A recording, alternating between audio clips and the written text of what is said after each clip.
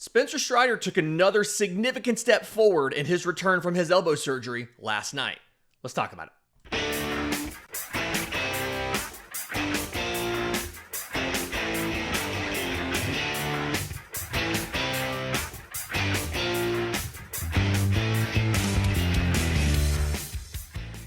Yes, welcome on in to Braves Today for Wednesday, September 10th. Your source of news, notes, and updates on your Atlanta Braves. We're part of the Believe Podcast Network and proudly presented to you by FanDuel.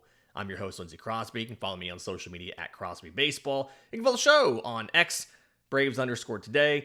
We have a Facebook page and Instagram as well. And you can find all of my written work, bravestoday.com. That's the Braves Today Substack, as this is both a podcast and a newsletter. Loaded show for you today. We got some updates on where Grant Holmes stands in his return from his UCL injury, including he's throwing a baseball again. We've got some notes from Alex Anthopoulos on Atlanta's focus this winter in free agency and trade, the trade market, logically, the way he works. But first, I want to talk about Spencer Strider because Atlanta loses last night's game 6-1. Frustrated from the offense, they were held to like 4 hits. 2 of those were from Ronald, who's probably the most qualified number 7 hitter in the league at this point in time. That whole situation's wild. But what I want to talk about is Strider, because they don't win this game. But it's not Spencer Strider's fault, right? He goes 6 innings, 6 hits, 2 runs, 3 walks to 8 strikeouts. And this is one of the first times where we've seen Spencer Strider have both a lot of the metrics he's looking for on his fastball and the success in the stat line, right? We've seen games where the fastball's been rather pedestrian, but he used the slider and things like that to rack up strikeouts.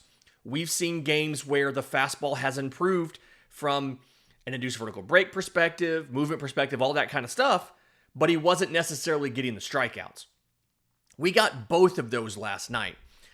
And there was a couple reasons for this. The first one was, it wasn't the velocity, right? He averaged 95.6 last night on his 4-seam fastballs, which is the exact same as his season average.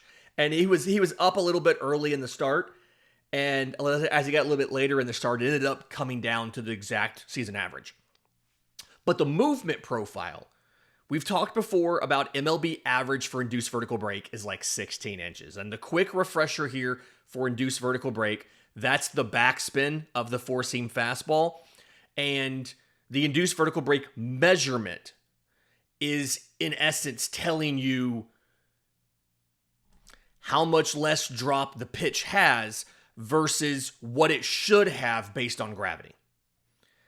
And in his 2023 season, his amazing season where he led baseball in strikeouts and a bunch of other stuff, wins and winning percentage, K through 9, all that stuff, he was sitting at like 18.4 inches.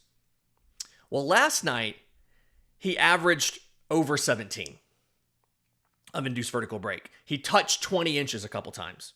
It's not the highest max that he's had. He's touched 22 inches a couple times this year, but it's one of the higher game averages in the back half of the schedule. He's getting the backspin on the 4-seam fastball. And so, and he's getting more of it than he's been getting somewhat recently. Coincidentally, this is another start. This is the second time now where Atlanta's given him extra rest. He's thrown an extra bullpen between starts. One of them he did at Maven Baseball Lab. We don't have any reporting on if he went back to there or if this was just in the park. But we saw the induced vertical break be closer to his dominant 2023 figures. We also saw the locations of that fastball be a little bit different. When Spencer Strider is on, the game plan has always been we're spamming fastball slider. The fastball's up in the zone, the slider's down. And so what you can try to do is if you see anything low, you can just take it. Because odds are the slider's going to drop below the zone. We saw him bring the four-seam fastball, drop the baseball there, sorry. We saw him bring the four-seam fastball down in the zone. And so, yes, he got 3 whiffs on the four-seam fastball. He also got 9 called strikes because he's using this tendency of opposing teams now. When you see a pitch down, odds are it's going to drop below the zone. So let's just take it. And that concept works for everything else. He averaged 48% in zone rate last night. But the fastball was at 78%. And everything else, it was 25% sliders in the zone, 33% curveballs in the zone, 33% changeups in the zone. The goal is you establish the fastball and you drop everything below the bat off of that and get people to swing over it. So he brings the four-seam fastball down in the zone, gets 9 called strikes with it. And by comparison here, he only allows 10 balls in play on the fastball. Again, 21 swings. It was 3 whiffs, 8 fouls, and 10 balls in play. So he lets 10 balls in play off the fastball, but also gets 9 called strikes and 3 whiffs. But the bigger change, even bigger than the locations of the fastball and the induced vertical break, is his sequencing. And I'm starting to develop this theory. I have not specifically gone in and checked to see pitchers' pitch distribution versus normal when they're throwing to Sean Murphy versus when they're throwing to Drake Baldwin. But the theory that I have is that they approach game calling a little bit differently. And what Sean Murphy likes to do is find a pitch that works and just spam that pitch until they adjust and then go to the next thing. And anecdotally, it feels like those games you see where like a Bryce Elder would throw sinker slider 75% of the time, 80% of the time, those are coming to on a Sean Murphy start. Whereas with Drake Baldwin, and we saw this last night with Spencer Strider, he's varying everything up a little bit more. Spencer's fastball usage last night ended up at 43%. He threw 97 pitches, 40 of them were four-seam fastballs.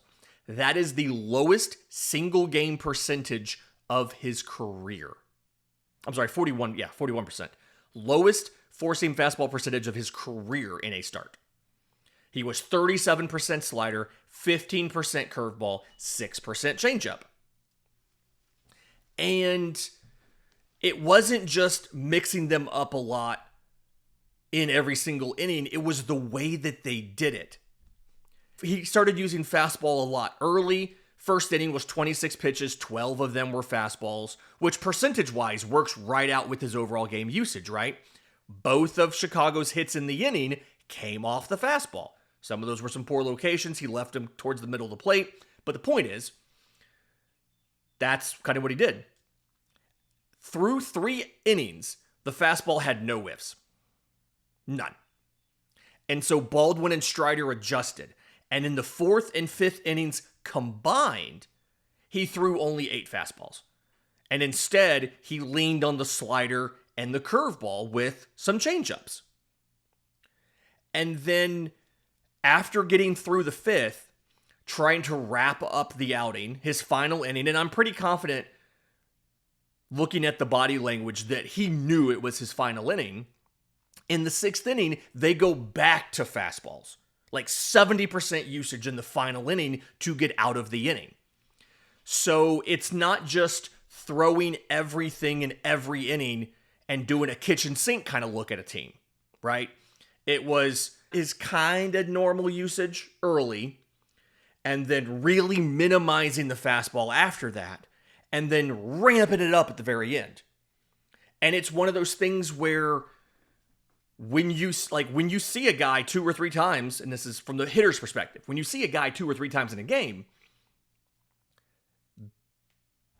getting different looks every time is a little bit frustrating and disorienting, right? Especially if you have a game plan of, hey, we're just going to take anything down. We're going to take anything at below the belt because it's probably going to be a ball. He can leave a couple of those sliders in the zone for a strike. He can get you with an occasional fastball down that's a called strike, etc. So just really interesting usage there on kind of what he did.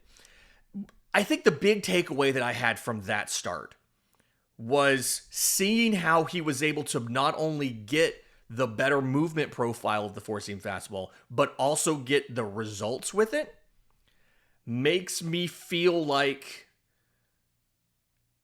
even more confident that next season, with a full offseason to prepare and go to the lab and all of that, we're going to see maybe not the 2023 Spencer Strider, right? He may not be striking out, 13 and a half guys per 9 innings like he did to lead the league in 2023, but he's going to be closer to that version than what we've seen this year.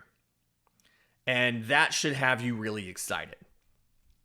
It's also an interesting development because Alex Anthopoulos talked to the media on Monday and said the Braves are going to focus on the rotation this winter. Let's talk about what that means. We'll do that next, right here on Braves Today. Welcome back to Braves Today. Lindsay Crosby. And I want to talk about Alex Anthopoulos' comments, okay?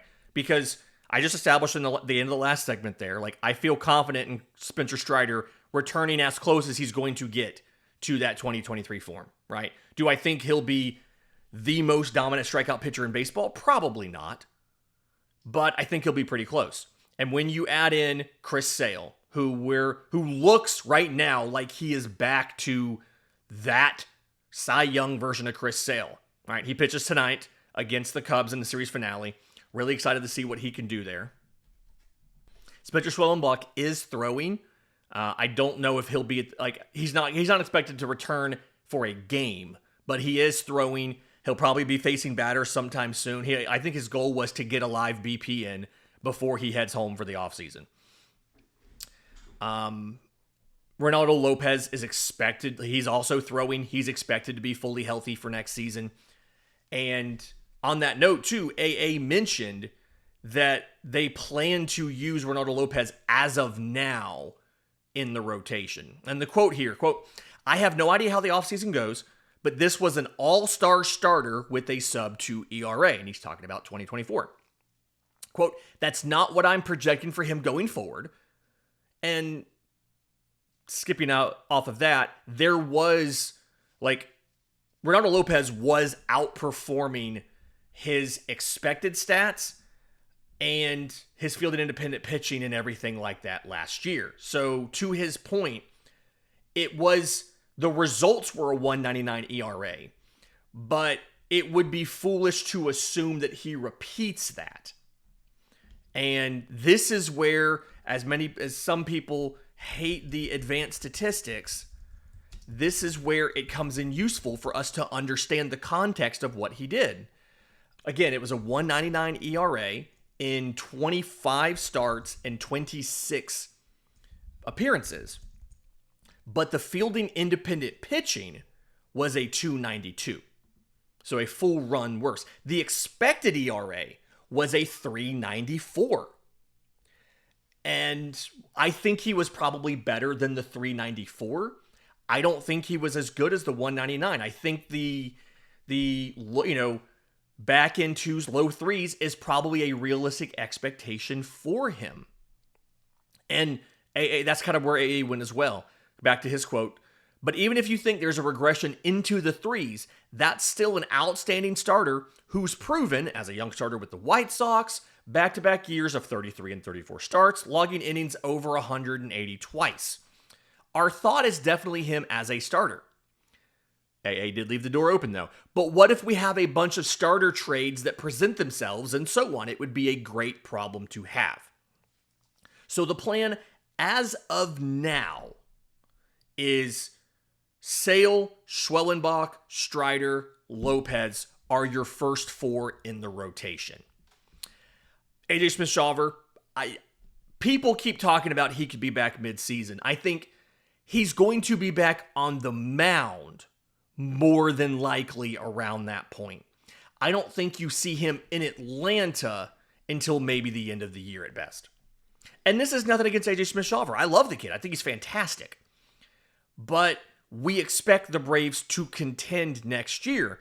We've seen from this year how some guys struggle after elbow surgery.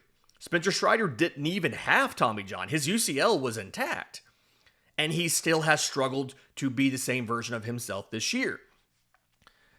It is entirely reasonable to think that AJ Smith-Shawver is going to could initially have some struggles as he tries to return. And so even though he may be pitching, he may be on the mound making starts, I don't know if he'll be the same guy that we saw this year right away. And so I personally, and I think if they were asking my advice, this is the advice I would give the organization, is I'm not counting on AJ Smith-Shawver next season to make meaningful starts for the Braves. And I do think it's worth pointing out, he had a 3.86 ERA in 9 starts this year. He wasn't bad, right? 21 walks, 42 strikeouts, 44 to third innings, gave up 4 homers, 3 wild pitches, hit a guy. And there were moments that were absolutely fantastic. He had a 5 outing stint from mid-April. Actually, let's skip that because he had a bunch of time off. From the end of April in Colorado through the first Washington start, 4 starts, taking him from late April to mid-May, he went 3-0 with a 1.08 ERA. When he was on, he was dominant. I just don't think it's wise to count on him in 2026. If you get him, great. If he's able to give you meaningful and good starts, that's awesome. Don't count on him. Grant Holmes might be able to make legitimate starts for you and be an option next year. I've got an update on that in a few minutes because we got some reporting on that from David O'Brien of The Athletic about where he is in that rehab process. But, okay, Sale, Swellenbach, Strider, Ronaldo, Lopez, as of now, are your 1 through 4. Herson Waldrop's looked really good. He's made 7 starts this year, 9 starts total. I guess 7 appearances this year. He technically didn't start his first time because that was the Speedway Classic resumption. So 7 appearances, 6 starts, 1.33 ERA, he's 4-0. He's looked really good. You could potentially put him back into the number 5 spot. But as AA said, what if we have a bunch of starter trades that present themselves? It would be a great problem to have. And I think what Atlanta needs here is they need to figure out, like, you have guys that you trust to start a postseason game. When they're healthy, Sale, Strider, I'm confident he'll be there. Schwellenbach, Lopez has looked like he could be he's a postseason starter quality. Being able to ramp that velocity up and all that stuff. There's 4 guys right there. Waldrop, if he is legitimately what we've seen this year, that's 5 guys you would trust to start a postseason game for you. But you do need more. Again, I mentioned this a couple times now. Bryce Elder leads the team in starts with 25 and in innings with 138. You've used Joey Wentz now for 50 innings. You gave starts to Carlos Carrasco and Cal Quantrill and Eric Fetty and Davis Daniel, and none of them were really cutting it. Didier Fuentes came up and struggled. He could be better next year. We don't know. But it feels like Atlanta needs to add at least 1 starter this year. Like this offseason. And I wouldn't be shocked if it's 2. I think, given the fact that AA has said the rotation, quote, definitely will be a point of emphasis for us this winter, end quote. The fact that he said that makes me think, okay, there is a very, very good chance. Again, could be 1, could be 2. MLB Trade Rumors wrote about this somewhat recently. I don't remember if this was one of their paywalled articles or not. They have a subscription kind of model. I believe it's called like Front Office or something like that. But it is subscriber exclusive stuff. And they talked about this as well and said, like, it could be one, it could be two starters. It could be two starters and a swingman. Now, I tend to think Atlanta has enough pieces to fill the swingman role, right? You have Joey Wentz. He's out of options. If you want to keep him around, which I'd argue his performance warrants at least keeping him around, even though he's not necessarily been great recently, you start him off as a long man in the back of the pen, and he could become a spot starter if you need that. You know, like say you have an injury, somebody's not available, you got to find a starter for that day. He swings over, he's your emergency starter, he's a spot starter for you. And if you have to replace a guy in the rotation on a longer term basis, that's a call up out of Gwinnett, right? Not Dylan Dodd. Dylan Dodd's no longer a starter option here. Dane Dunning is another guy who could potentially do that. Atlanta has not had him make starts. He's only made 5 relief appearances for Atlanta, but he's been a starter in his career. You have Ray Kerr coming back from Tommy John this year. He should be back, I believe, sometime earlier in the season because he was out. Like he went down pretty early in the year, but they were stretching him out into a starter. He could be a bullpen guy with some good velo. He can flip around and make a spot start or two for you. But I do think the direction Atlanta ultimately goes, or I guess the intensity Atlanta ultimately goes with a rotation addition. Whether it is a frontline guy who could start for you, a postseason starter caliber guy, or it's a back-end guy, I do think a lot of that depends on Grant Holmes. And if he's an option to pitch for you at all next season, or if he needs surgery. And we got an update on where he is in the rehab process and a surprising source of help that he's gotten during this. We'll do that. We'll talk about that next, right here on Braves Today. Final segment of Braves Today, Lindsay Crosby. Thank you to everybody who's here. I know this has been a really tough season. I've noticed that views on the YouTube, downloads on the audio side, all of that is down. I know a lot of people are checked out, but I'm in the chat every day when this show premieres on YouTube at noon Eastern. There are plenty of you who are here every single day. Just know that I appreciate the heck out of every single one of y'all, okay? We got updates on Grant Holmes, right? And credit where it's due. I feel like I don't say that a lot about this guy, but David O'Brien of The Athletic dropped a piece like 6 a.m. on Wednesday talking about this. Grant Holmes, after he was diagnosed with the partial UCL tear, he met with the Braves team doctor, obviously, and 2 different orthopedic surgeons. So he got the orthopedic recommendation, he got a second opinion. And if I remember right in all of the CBA discussion, players are entitled to at least one outside opinion, right? Separate from the doctor the team recommends to them. I'd assume Dr. Keith Meister in Texas, he does all of Atlanta's TJ surgeries. I would assume that's the first of the 2 that spoke to him. But I believe under the CBA, they're entitled to at least one more. And I think the team pays for it, actually. They all kind of had a consensus. He could have surgery right away, miss the entire 2026 season. He could try non-surgical rehab, and if it worked, he could be facing hitters by November and have no restrictions in spring training.